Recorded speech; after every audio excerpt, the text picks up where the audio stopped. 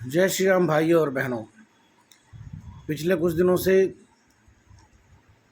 उत्तर प्रदेश और देश के विभिन्न भागों में जो सांप्रदायिक सद्भाव बिगाड़ने की घटना चल रही है, उस पर टीवी माध्यमों पर लगातार चर्चा हो रही है। उस चर्चा को सुनने पर यह समझ में आता है कि जो कार्रवाई की जा रही है उपद्रवियों के घर पर, उन्हें बड़ी दिक्कत हो रही है। अब ये भाई लोग चाहते हैं कि ये लोग जो है आराम से पत्थर भी मारें, गाड़ियां भी जलाएं, सब कुछ करें और प्रशासन के ऊपर कोई कार्रवाई ना करें। ये पूछ रहे हैं इन्होंने किस आधार पर कार्रवाई की है। प्रशासन ने बताया भाई यह तो अवैध निर्माण की घटना है जिस पर हम काम कर रहे हैं। अभी दंगे का काम तो बाकी है, वो तो आपको आराम से बाद में ब्याज समेत मिलेगा। अभी तो सिर्फ ये स्टार्टर है। तो कहते हैं कि भाई कोर्ट जाओ, ऐसे सीधे कैसे आप कर रहे हो। तो कोर्ट जाने की खाली व्यवस्था सरकार की ही है क्या? आप भी जा सकते हैं। आप क्यों नहीं चले जाते? किसने मना किया है? आप लोग तो रात को 3-3 बजे जाके कोर्ट खुलवाए हैं, आतंकियों को जमानत दिलवाए हैं। और आपके पक्ष में तो वो स्वनाम धन्य वकील भी हैं जो कहते थे कि हम फ़ोन पे जमानत दिलवा देंगे। अभी भी आपके साथ ही हैं। एक बात दूसरी है कि उनके फ़ोन में वो पावर नहीं रही। उनके फ़ोन का रेंज अब थोड़ा कम होता जा रहा है। उनके मालिकों को अब जमानत नहीं मिलती है लगातार। ठीक है, और लोग जोड़ लीजिए। आपके पास तो पैसों की कमी है नहीं, पेट्रोल डॉलर आते हैं। ऐसे जाने कितने पालतू कुत्ते अपने बेड़े में जोड़ सकते हैं आप लोग।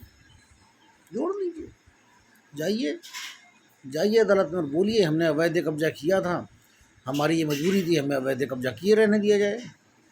और हमने मजबूरी में हमारे पास जो है 3 मंजिले मकान और एकड़ों में फैला हुआ भवन हमने मजबूरी में बना लिए, उसे तोड़ा ना जाए।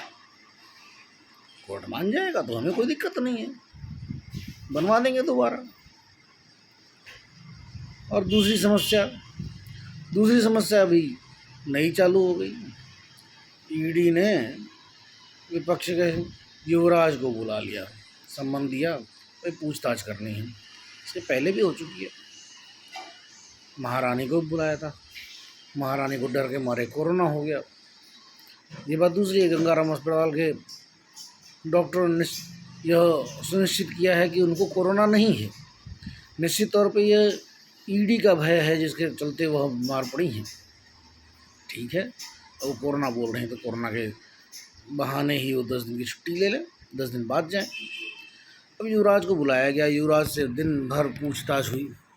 युवराज दिन भर पूछताछ में अपनी ही बातों को गोल गोल करते गए। कभी एक बात बोलते, दूसरी बात काटते, दूसरी बात बोलते तो पहले ही काटते। अब ऐसी स्थिति में उनकी मिट्टी पलीत होनी ही थी। अब इस मिट्टी पलीत से बचने के लिए देश भर से कार्यकर्ता बुलाकर यहाँ पर दिल्ली में धरना प्रदर्शन किया गया कि विपक्ष के नेता को यह परेशान किया जा रहा है। भाई 2002 में मोदी के साथ जो किया जा रहा था वो क्या उनका सम्मान था? पहले तो पड़ोसी 3 राज्यों ने अपने यहाँ से पुलिस बल नहीं भेजा उनकी मदद के लिए, जो एक सामान्य प्रक्रिया है, सामान्य शिष्टाचार था, वह उन्होंने नहीं किया। ऊपर से उसके बाद में उनको फंसाने के लिए झूठे मुकदमे किए गए। केंद्रीय सरकार की गुप्तचर एजेंसियों ने जिन आतंकवादियों को चिन्हित किया और जिनको गुजरात पुलिस ने मारा, उनके एनकाउंटर के लिए उनको बुलाया गया, उनके एनकाउंटर के लिए उनको परेशान किया गया। गुजरात में होने वाले दंगों के लिए परेशान किया गया, और उसमें तो मोदी जी ने कभी एक शब्द चूं तक नहीं बोला। जितने घंटे लगातार जो है सीबीआई ने ग्रिल करना चाहा, एसआईटी ने उनको बुलाया, वो लगातार गए, वहाँ बैठे रहे। एसआईटी के अधिकारी थक जाते थे, यह वहीं पर निर्विकार भाव से बैठे रहते थे, अपने प्रश्नों का उत्तर देते रहते थे। वह लोग मांगते थे इनसे अनुमति कि हमको छुट्टी दीजिए, ज़रा थोड़ा देर रिलैक्स हो लें। और यहाँ पे भाई साहब थोड़ी देर में थक के बोलते हैं मुझे इधर जाना है, मुझे उधर जाना है, मेरी माँ बीमार है, कोई देखने वाला नहीं है, मुझे उनको देखने जाना है।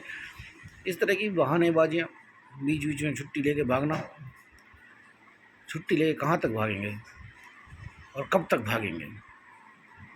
ईडी के हाथ में अभी गर्दन आ गई है राहुल गांधी जी, ज़्यादा समय नहीं है।